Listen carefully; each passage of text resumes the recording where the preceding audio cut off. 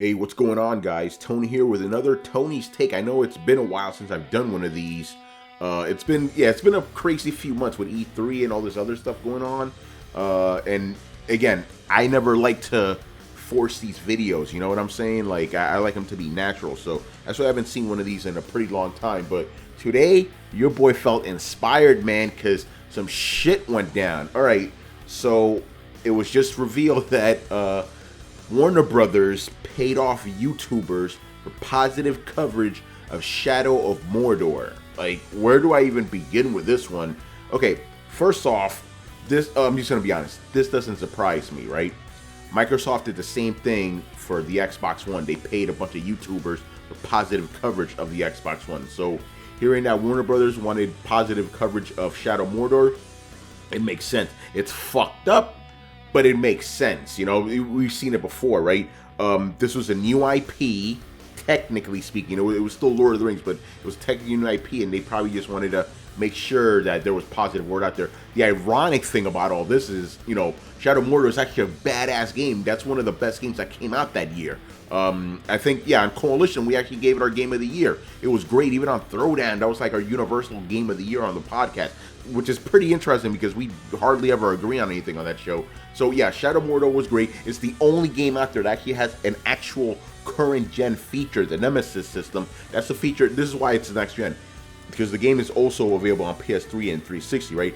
That feature had to be cut out or heavily truncated because it couldn't work on last gen systems, making that feature a actual current gen feature, right? So the game didn't really need this boost, but it got it anyway. And apparently, you know, what is it like? I think they said that, you know, the report I read said that over 5 million people watch these positive videos, and 3 million of those, you know, give or take 3 million, was from none other than PewDiePie.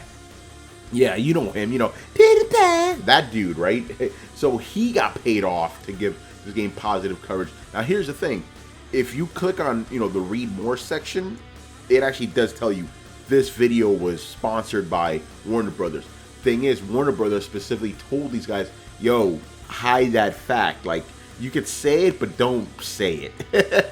You know? So it you know, it was pretty fucked up because they have essentially told these people, listen, don't let anybody know that we paid you guys for this. So that's where, you know, that's where the problem really comes in. It's like, okay, why do you need to hide that fact? There's nothing wrong with sponsored content, right? Even on Koalition, we have sponsored content. Difference is we let you know right up front. So sponsored content, that's fine, right? But you gotta just be upfront about it. If something's paid, you gotta let people know. And Warner Brothers wanted them not to exactly say it. So that's part of the problem. The other thing that's wrong here is, you know, let's just be honest, YouTubers don't have any accountability to anyone, right? They don't have any corporations or anything that kind of keep them in check like traditional media, right? I know some people out there, oh, but traditional media is pretty biased and corrupt.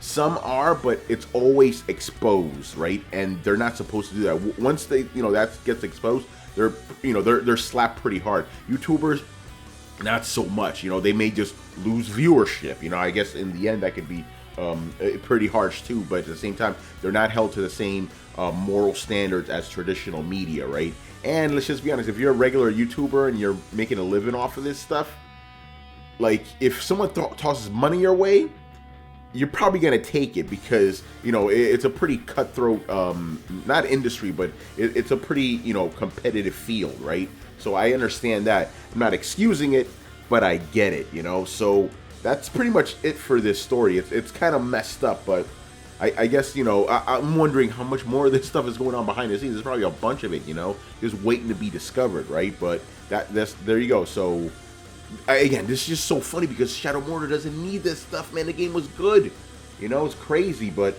there you go. I guess Warner Brothers, man, we're gonna be keeping an eye on you, man. Some shady stuff's going on over there, and you know, I guess when it comes to YouTubers, don't think YouTubers are above this stuff, people. You know, people, you know, like to say that, hey, YouTubers are like the last bastion for quote-unquote games journalism. Not really. They're actually, they could be worse than actual traditional games journalism, you know?